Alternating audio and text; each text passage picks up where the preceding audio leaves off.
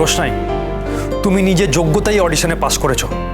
এই অল্প টাকার জন্য এই সুযোগটা হাতছাড়া করো না। গুরুজি, আমি আপনাকে আগেও বলেছি এই কাজটা আমার খুব দরকার। তোমার ভয় পাওয়ার কোনো কারণ নেই। তুমি আমার অ্যাসিস্ট্যান্ট হয়ে থাকবে, আর এরা যে টাকাটা দিত সেটা আমি তোমাকে দেব। গুরুজি, আপনি এসব কি বলছেন? আপনার অ্যাসিস্ট্যান্ট করে রাখবেন ওকে? হ্যাঁ, দরকার পড়লে তাই রাখবো বই কি। ও আমার কন্যা সম,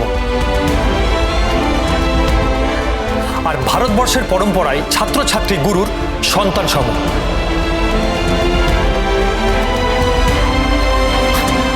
ম্যাম, আপনি হয়তো মহাভারতটা ঠিক করে পড়েননি।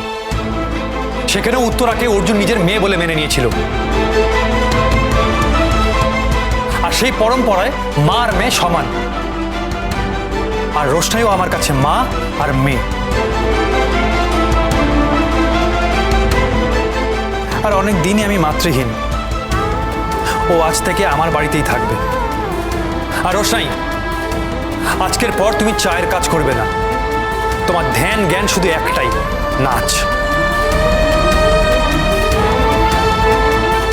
দেখুন, ও আমাদের প্রোগ্রামে পার্টিসিপেট করবে আমাদেরই কাজ ছেড়ে দিয়ে, আর আপনি বলছেন এটা আমরা মেনে নেব?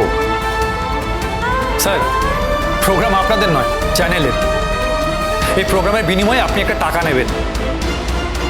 প্রোগ্রামটা তৈরি করে আপনারা চ্যানেলকে বিক্রি করে দেবেন। আর সেখানে আপনার এই ওনারশিপ কি করে আসে যে একটা মেয়েকে আমি নিজের বাড়িতে রাখছি বলে আপনি ওকে পারফর্ম করতে দেবেন না? শুনুন, এতক্ষণ আমি সব অপমান হজম করেছি, কিন্তু এরপর আর একটা অপমান আমি হজম করব না। আমাদেরও একটা অ্যাসোসিয়েশন আছে। এখানে যত কোরিওগ্রাফার আছে, যত ডান্সার্স আছে, আমাদের ইন্ডাস্ট্রির যতজন আছে, আমি সবাইকে গিয়ে জানাবো যে একটা মেয়ে এখানে চাকরি ছেড়ে দেবে বলেছে বলে সে অডিশনে সিলেক্ট হওয়ার পরও আপনারা তাকে বাদ দিতে চাইছেন। আর এটা আমি প্রেস মিডিয়াকেও জানাবো। তারপর তারপর আপনার ইমেজটা কি হবে? আপনার হাউস ঠিক করে চলবে তো? আলাদা হওয়ার কথা আমি জীবনে ভাবতেও পারি না। আমি কেন আলাদা হতে যাব? আমি সারা জীবন বাবা মা দাদা বৌদি সবাইকে নিয়ে, ভাইপো ভাইজিদের নিয়ে আনন্দে এই বাড়িতে থাকবো।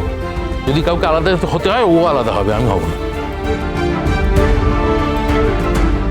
তুমি বিয়েতে রাজি হয়ে যাও ছোট, আমরা তোমার ভালোই চাই। আমি রাজি হলেও না মা, এখন আর তিনি রাজি হবেন না। রোশনাই সোম থেকে রবি প্রতিদিন রাত 10টায় স্টার জলসায় ও ডিজনি প্লাস হটস্টারে।